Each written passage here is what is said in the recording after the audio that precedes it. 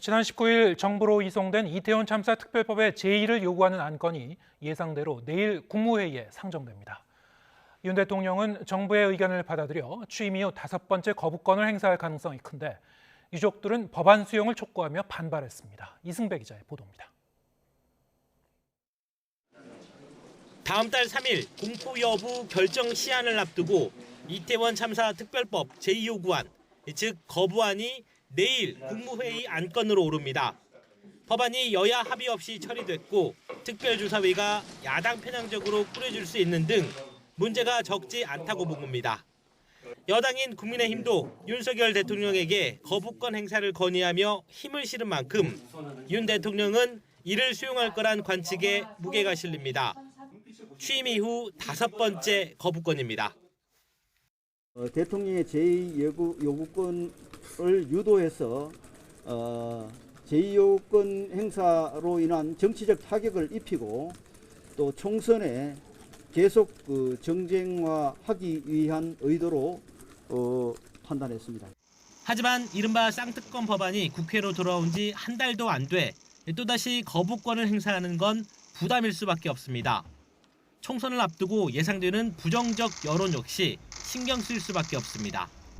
그래서 대통령실과 정부는 이태원 참사 희생자와 유가족에 대한 별도의 지원책을 준비하고 있습니다. 관련 재판에서 대법원 확정 판결이 나기 전에 정부 차원의 신속한 배상을 진행하는 방안 등이 우선 검토되고 있습니다. 참사 희생자를 위한 추모 공간 마련도 논의 중입니다.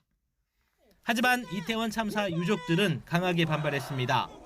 유족이 바라는 건 거부권 행사와 지원책이 아니라 특별법을 하루빨리 공포해 진실을 규명하는 거라고 호소했습니다.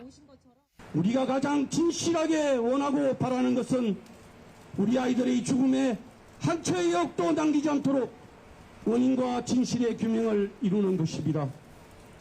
이런 절실한 마음에 다른 그 어떤 것도 대신할 수 없음을 정확하게 알려드립니다. 야당도 윤 대통령이 민심을 거역하고 또다시 거부권을 쓴다면 국민적 분노에 직면할 거라고 경고했습니다. 자식 잃은 부모의 가슴에 상처를 2번, 3번 후벼 파더니 이제는 진상규명마저 거부하겠다고 합니다. 대체 왜 이러는 것입니까? 윤석열 대통령은 더는 유가족과 국민을 이기려 들지 마십시오.